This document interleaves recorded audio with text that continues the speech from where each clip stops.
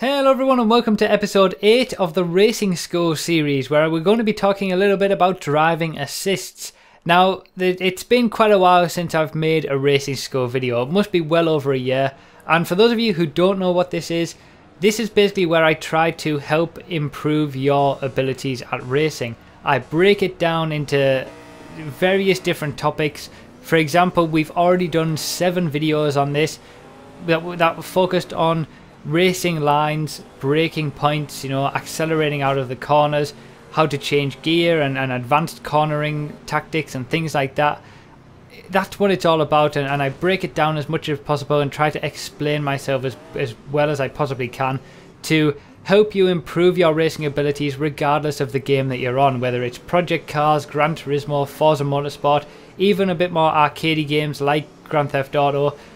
That's what this series is all about, just trying to help you improve your racing abilities. So if you have any questions, most likely they are all probably already answered in the previous videos. I would highly recommend that you go and watch the previous videos in the series. The link is obviously down in the description for the playlist, and that really does try to help you improve your own abilities. Now, that was kind of phase 1 of the Racing School series. That was trying to help you improve your own lap times and your own personal abilities around the track. Phase 2, which is what we're going to be moving into now, is going to be more about improving your racing ability and improving your performances on the racetrack against other people. It's going to be about racecraft. It's going to be about attacking people, overtaking people, trying to defend from people and stop them from overtaking you.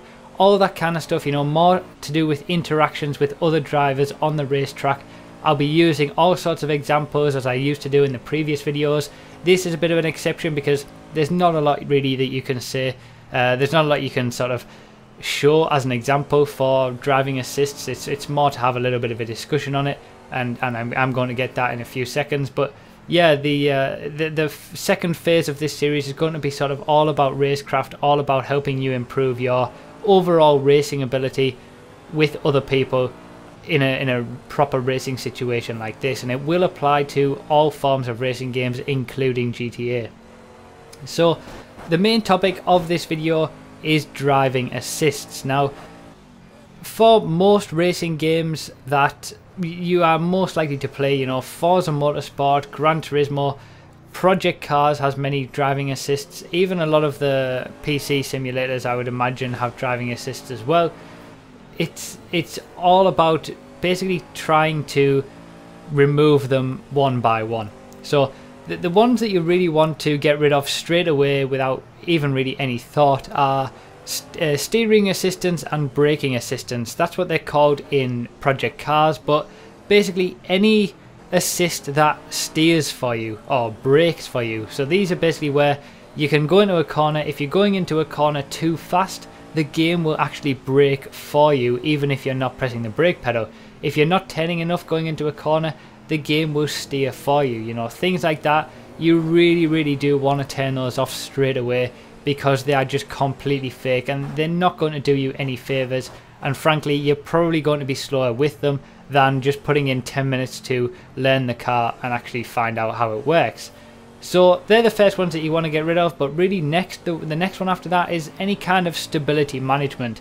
So this basically, it's kind of, again, it's a little bit fake, because if you go into a corner and make a mistake and you would have spun out, for example, any kind of stability management will stop that from happening. So it will make you more consistent, but it will also lure you into a false sense of security, really. The game does it for you, so you're not improving your own abilities, you're letting the game do it for you. And really, that's one of it. Whether you're using a controller or a steering wheel, you really do want to try to learn to drive without any kind of stability management.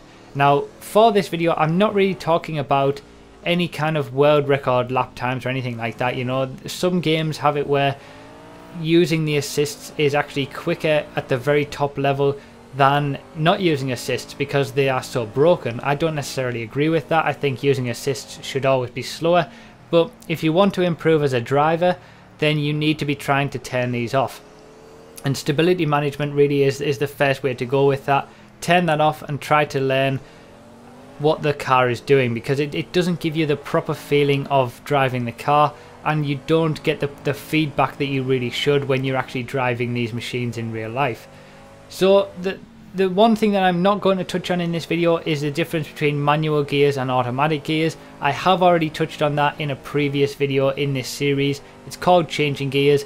It does a comparison between automatic and manual. It gives you a breakdown of how best to change gears when you're using manual gears, and what you should be doing with that. So feel free to go check that out, but I'm not going to be covering it in this series. But in general, you want to be trying to use manual gears just like all of the other assists. You want to be trying to turn them off. So the two main ones that most people will probably be flicking between having on and off are ABS and traction control. Now it very much it is determined by the kind of setup that you're using. You know, it's going to be very different if you're using a steering wheel as to if you're using a controller. For example, it's very hard to turn ABS off when you're using a controller, because you don't have much feel on the brake pedal, or on the brake trigger if you like, and it's going to be a lot easier to turn traction control off when you're using a steering wheel. So what traction control is it basically makes the car easier when you're coming out of corners. You know, if you put the throttle on too much, if you put too much power into the car, the traction control will kick in and give you less power so that you don't spin out and spin up the wheels. ABS pretty much does the same sort of thing, but in the braking, it makes you have less braking power in order to not lock up and basically go straight on. So it's all a matter of personal taste and personal preference. Honestly, you probably still want to try to take them both off when you can. You know, when you do take ABS off, you are going to have to realize that you're going to have to get the vast majority of your braking done in a straight line. You can't turn and brake at the same time when you've got ABS off, and you're going to have to sort of fluctuate the brake pedal a little bit more so that you don't lock your wheels. With traction control, you've got to be aware that you can't just floor the throttle, you can't just put the accelerator on 100%, otherwise you will end up spinning up the wheels and spinning out as well. You've got to try and just turn them off one by one. Some cars are different than others. Some cars are much easier to use without the assists on. Some cars are very difficult to use without the assists on. And it's just a case of experimenting and trying it out, especially considering everybody has a different setup. Everybody's at a different phase of experience as well. You've just got to try it out. Now, Project Cars does do a real life option where you can have the assists on the car that are on the car in real life. So if there's traction control and ABS on the car in real life, it will still have it on. But I would still recommend trying to race without them, because most championships that you're really going to race in that are reasonably serious will probably be racing without any assists whatsoever. So I hope this video has helped slightly. It has just been a short discussion on assists. You know, there's not an awful lot you can say apart from just try to take them off when you can. So I do hope it's helped, and I've tried to sort of reintroduce the Racing School series as well.